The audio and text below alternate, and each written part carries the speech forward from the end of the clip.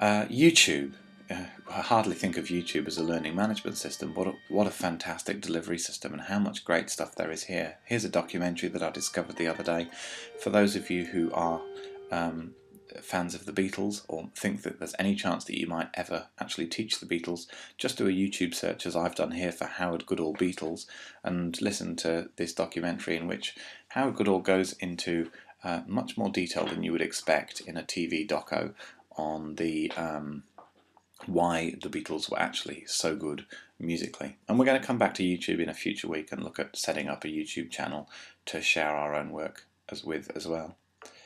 StudyWiz Learning Environment. This is a commercial solution. I'm not going to let the whole video play now. Go to studywiz.com.au, watch the video and find out what they actually offer. But if your school wanted something better than the open source Moodle or Blackboard, then they should probably consider StudyWiz. It's actually developed in Australia, but it's distributed right around the world, and that's the kind of commercial solution. Not the only one, but one of the best commercial solutions that you can get.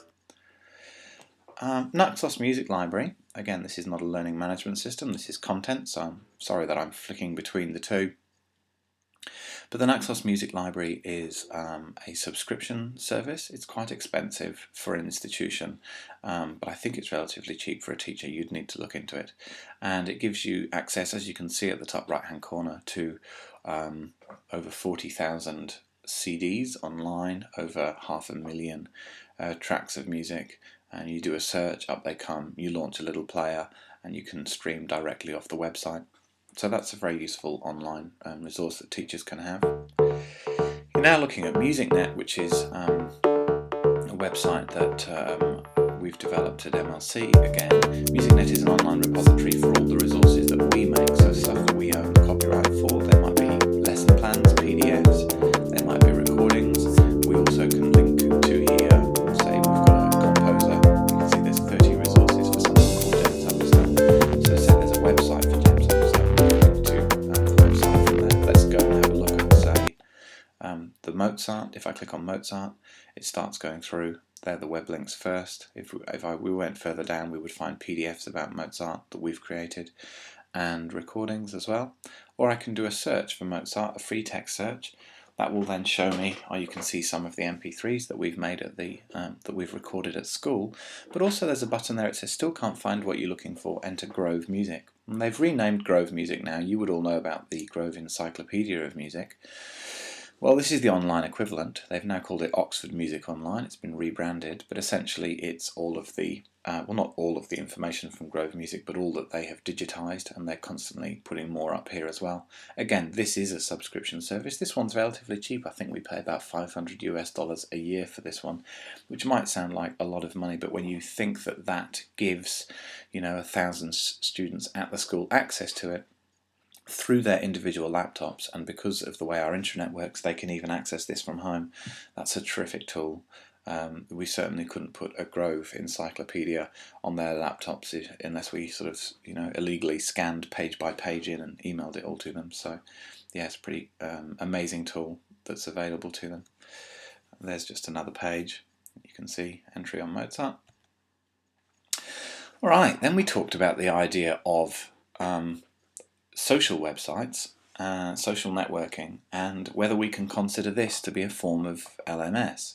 So not many of you had heard, well, in fact none of you had heard of a Ning, which really surprised me, so I should have actually had a slide separately for a Ning. And a Ning is actually a social networking site, but it's designed for groups. So rather than sort of being focused on the individual, it's focused on the topic of a group. So we could have a Ning for UWS MTeach, and if I decide that we've got time in future weeks to expand some of this thinking, because we've got through some of the other stuff quickly enough, maybe we'll do an hour on creating a Ning and signing up to it. I don't think it's something that we would actually change to using every week in such a short course, but it creates an interesting, it's a way of creating a community online. It can be password protected, so that way, it can be safe for students if your school gave you permission to use a Ning, or if you were doing like an intra-school project. I've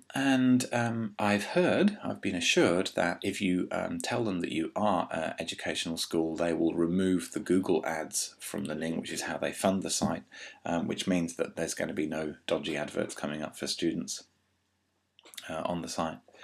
We discussed the idea of Facebook as an LMS and MySpace, and I told you that there is actually a school down in Melbourne that uses Facebook to communicate with all of their students and to deliver lessons.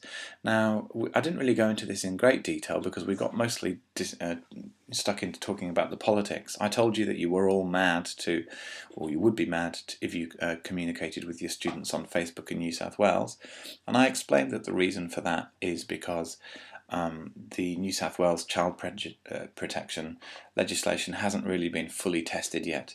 So if you ended up in a difficult situation, maybe having seen an image on Facebook that wasn't really your choice, it just came onto your computer through being friends with a student, or a communication maybe that went a little bit dodgy, that you maybe could be really in trouble for doing that, and therefore you are better to stick to whatever communication portal your school suggests. For instance, at our school, we're told to make sure that we always email students on our school email, not on our not on our personal, email,